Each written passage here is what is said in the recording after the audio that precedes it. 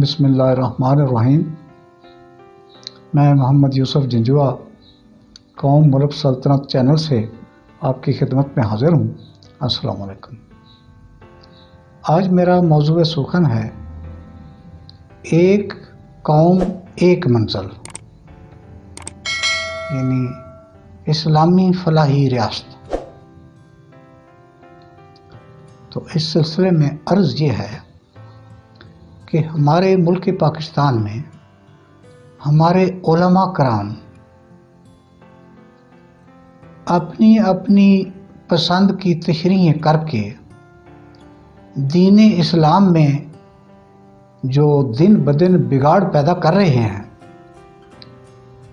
اس طرح تو ہمارا دین قابل عمل ہی نہیں رہے گا۔ اللہ تعالیٰ کے واضح حکم ولا تفرقوا کہ کسی کو پرواہ نہیں، اور وہ اپنی اپنی بات منوانے کے لیے اپنی توجیہات کو ہی راہ نجات قرار دے رہے ہیں، جو انتہائی افسوسناک اور لمحہ فکریہ ہے۔ اس صورتحال سے پریشان ہو کر علامہ صاحب فرماتے ہیں، حرم پاک بھی، اللہ بھی، قرآن بھی ایک۔ کچھ بڑی بات تھی، ہوتے جو مسلمان بھی ایک۔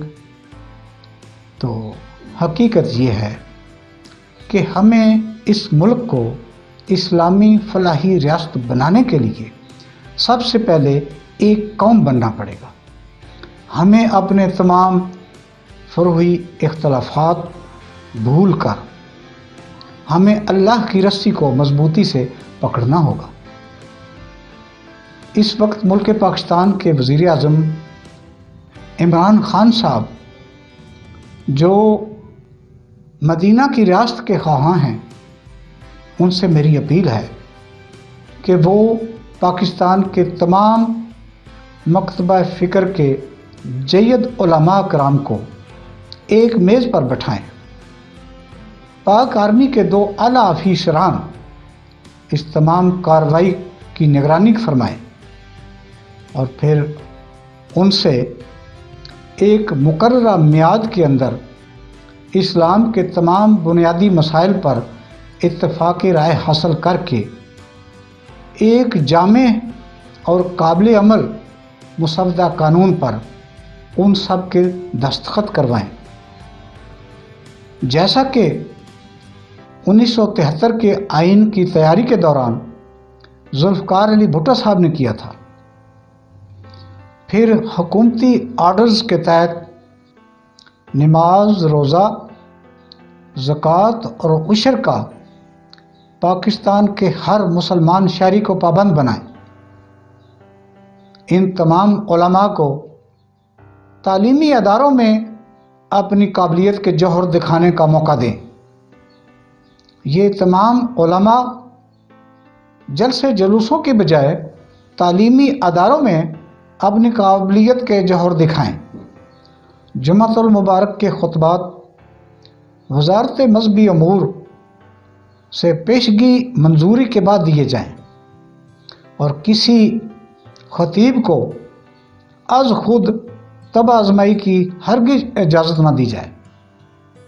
اس کے علاوہ پیری مریدی کی آڑ میں شریعت کی جو دھجیاں اڑائی جا رہی ہیں، شریعت کی اس پامالی کو روکنے کے لیے ان کے لیے بھی قواعد و ضوابط اور کچھ حدود و قیود مقرر کی جائیں۔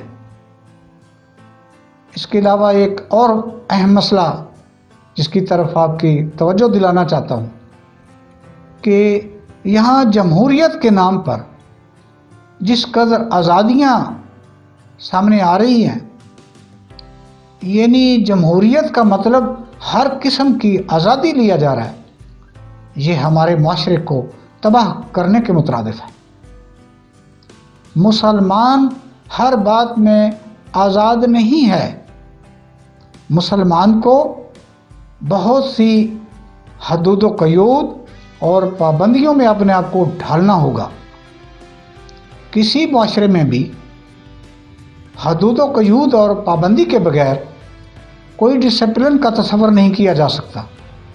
ڈسپلن نام ہی پابندی کا ہے، اور اگر ہم ہر قسم کی آزادی اور ہر قسم کے ڈسپلن سے بالا تر ہیں تو پھر ہم انسان تو نہیں ہیں، پھر ہم تو حیوان ہیں۔ اس لیے اگر ہمیں ایک منظم قوم بننا ہے تو ہمیں ہر قسم کی آزادی کی بجائے ایک ڈسپلن کے تحت آنا ہوگا، اور وہ ڈسپلن ہمیں اللہ تعالیٰ نے قرآن مجید کے ذریعے اور حضرت محمد صلی اللہ علیہ وآلہ وسلم کی سنت اور شریعت کے ذریعے عطا کر رکھا ہے۔ اس کو اپنا کر ہم یقیناً ایک منظم اور ڈسپلن قوم بن سکتے ہیں، اور اگر ہم اس پر عمل پیرا ہوں تو ہمارا ملک بھی دنیا میں ایک منفرد اور بے مثال ملک ثابت ہوگا، اور اس کا ہر شہری اس کا شراکت دار ہوگا۔ اللہ تعالی ہمیں حضور نبی کریم صلی اللہ علیہ وسلم کی سنت اور قرآن پاک سے رہنمائی لینے اور ایک قوم بننے کی توفیق عطا فرمائے۔